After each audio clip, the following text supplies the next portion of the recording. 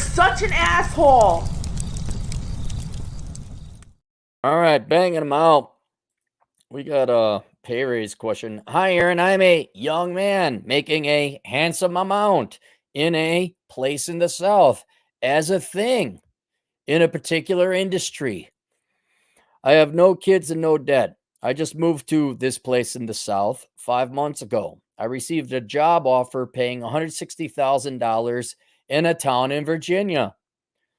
The job sounds somewhat interesting, but it is still in this sector, and the job will be performed on site in a windowless room, which I'm not too crazy about. All right, so you're going to get basically a 50% pay raise here. My current job is very easy and I cannot be fired. My original plan was to coast at this job for a while until I finish my paid for master's degree in my STEM field, Mr. Blank. I was then going to hop to a remote gig outside of the current industry I'm in and do the digital nomad life. This offer is big at 160,000. I have no kids and no debt. How would you assess this offer? Should I take it for the pure financial benefit? Also, have you been to this place in Virginia? I have not. And does it pass the Clary test? I'm not asking you to decide for me. I just want to hear your general thoughts. Should I take a risk at a high paying but unknown role or continue to coast? Thanks. And so I said, well, give me a little bit more to go on. You got a free master's degree. How much money do you possibly need to do a nomad life? Well, getting your master's get you to the nomad life quicker. And have you been to this town in Virginia? I haven't, but I could look it up. And then how many hours a week are you working in reality now because you are in a soft field? Current employer, free degree. You will finish in a year. It is hard to quantify if it will help me get to the digital nomad life quicker, as my STEM field is unpredictable right now. I would also have to break a lease and pay back a bonus to my current employer, which combined may total about 10,000. The new firm will cover these costs. I'm working 35 hours a week now. The new job will be the standard 40-hour defense work week. I go to the digital nomad while still meeting my financial goals. I like to make around 115. I've not been to this town. I would be moving there blind. I might be able to squeeze a 2-day trip in before signing. Yeah, go. You may hate it. I view this town offer as a risk to get some new experience in my field at a decently respected company with a significant raise. I'm just nervous to jump off the deep end to an unknown situation that isn't exactly what I was looking for. I Here's the thing, man. You're single, you ain't got no kids, and money becomes less and less important. Um, boy, I don't know. I'll tell you honestly, man, that's a tough one. It's a tough one. I would definitely go there like now to see if this town, because I'm on the fence. That's a lot of money and F employers. But at the same time, I'm like, dude, you don't need that much money. You got this chilled out, laid out gig over at that place. They're paying for your master's degree. It can't hurt you.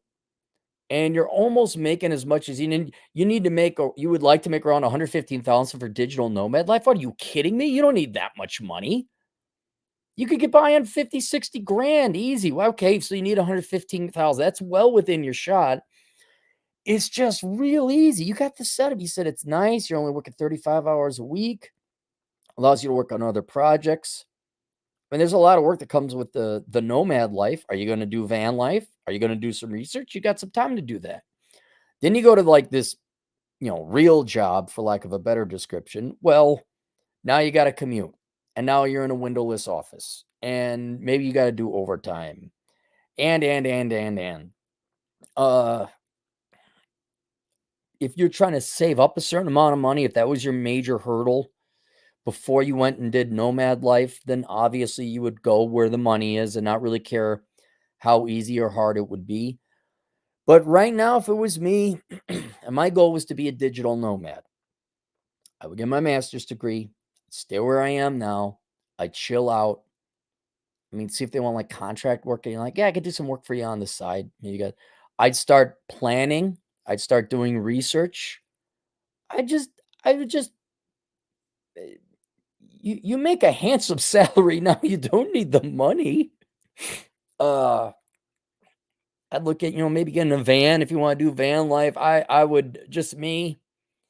I want to go to the new place. You got to move. You got to now. Let's say you go to the new place. You go to that town in Virginia. You go there, and it's nothing but a sea of tickled, bittied redheads who just love giving blowjobs. And it's got the best pizza parlor, and they got I don't know gelato stores and cafes, and women are thin, and they I don't know if they got southern accents. In Virginia is kind of middle of the country, isn't it? I would go check it out. Maybe it's like, "Oh my god, it's the most amazing place ever." But I'd be inclined to stay where you are now, because your goal isn't career. Your goal is, digital nomad. Your master's degree will help. Um, I think your time is better spent laying the foundation and the infrastructure to go and start living a digital nomad life. You're stuck at that real job, 9 to 5. I mean, yeah, you'll have yeah, commute. I looked at the, cost of living. They're on par with each other between your 2 towns, so it's nothing, that is a real raise. It's not like you're moving to where adult Democrats poop in the street.